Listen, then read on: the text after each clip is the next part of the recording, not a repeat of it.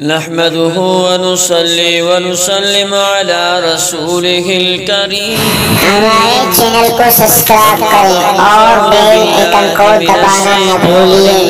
شکریہ. بسم اللہ الرحمن الرحیم. قال النبي صلى الله تعالى عليه وسلم: افترقت اليهود إلى 71 فرقة وافترقت النصارى إلى 72 فرقة وستفترق هذه الأمة إلى 73 فرقة كلها في النار إلا واحدة في الجنة. وقيل من هم يا رسول الله؟ قال: هم الذين يكونون على ما أنا عليه اليوم وأصحابي، أو كما قال عليه الصلاة والسلام. صدق الله وصدق رسول النبي الصادق الأمين. عزیزان کرام، میرے محترم سامعین، مکرمین، معززین، اللہ رب العزت کے احسان اور کرم نوازی سے جو ہمارا درس حدیث کا یہ پروگرام جاری ساری ہے، آج میں آپ حضرات کے سامنے ایک اہم عنوان، کامیاب جماعت جو جنت میں جائے گی، اس حوالے سے ایک حدیث میں نے آپ حضرات کے سامنے ترمذی شریف کی روایت ہے، صحیحین بھی موجود ہے. یہ روایت آپ کے سامنے پیش کرتا ہوں. اللہ رب العزت سے دعا رب العالمین ہمیں حق و سچ والا فرقہ نصیب فرمائے اور ہمیں قیامت کے دن اللہ تبارک و تعالی اپنے محبوب صلی اللہ علیہ وسلم کے سامنے سرخرو رکھے. فرمایا: افترقت اليهود الى 71 فرقة. میرے محبوب صلی اللہ علیہ وسلم نے فرمایا، دنیا والو یہود 71 فرقوں میں بٹ گئے. وَإِفْتَرَقَتِ النَّصَارَى إِلَىٰ 72 فِرْقَةً، اور نصارہ 72 فرقوں میں بٹ گئے. وَسَتَفْتَرِقُ هَٰذِهِ الْأُمَّةُ إِلَىٰ 73 فِرْقَةً. میرے محبوب نے فرمایا، القریب ہی میرے بعد میری یہ امت 73 فرقوں میں بٹ جائے گی. کلھا فی النار الا واحدۃ فی الجنۃ. سارے کے سارے فرقے دوزخ میں جائیں گے، صرف ایک فرقہ جنت میں جائے گا. وقیل من هم یا رسول اللہ، اور آپ سے پوچھا گیا کہ اللہ کے رسول وہ ایک جنتی فرقہ کون سا ہوگا؟ قال هم الذین یکونون علی ما انا علیہ اليوم واصحابی. آپ صلی اللہ علیہ وسلم نے فرمایا، وہ لوگ ہوں گے جو اس راستے پر چلتے ہوں گے جس راستے پر آج میں اور میرے اصحاب اکرام رضی اللہ اجمعین چل رہے ہیں. یعنی فرمایا کہ وہی لوگ کامیاب ہوں گے جس راستے پہ میں چل رہا ہوں، میرے صحابہ چل رہے ہیں، وہی راستہ کل قیامت کے دن وہی راستے پہ چلنے والے لوگ جنت میں جائیں گے.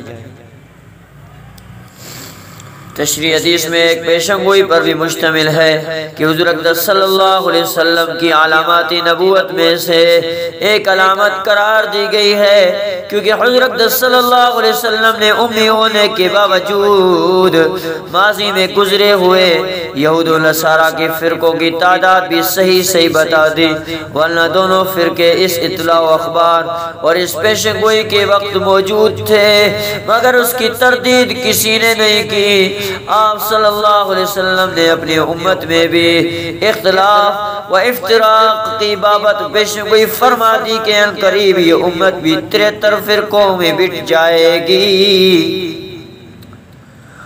اور ان 73 فرقوں میں سے صرف ایک فرقہ علاوہ، ایک فرقے کے علاوہ باقی 72 فرقے دوزخ میں جائیں گے، جس کی وجہ یہی ہے کہ یہ فرقے اللہ تعالیٰ کی بندگی و عبادت صحیح طریقے پر جو اللہ کی طرف سے متعین ہے، جو آسان اللہ کی رسول اللہ کی طرف سے متعین ہے، جو نماز، جو عبادت، جو روزے، جو زکوٰۃ، جو خیرات، جو طریقہ، جو احکامات اللہ کی طرف سے دیے گئے، ان میں آگے سے بڑھا دیا، پیچھے سے بڑھا دیا، بیچ سے کاٹ دیا، یہ چیزیں کی دی جو اللہ کی طرف سے متعین متعین ہے ادا نہیں کریں گے، جس کی وجہ سے ان کے نفوس کا تزکیہ نہ ہو سکے گا۔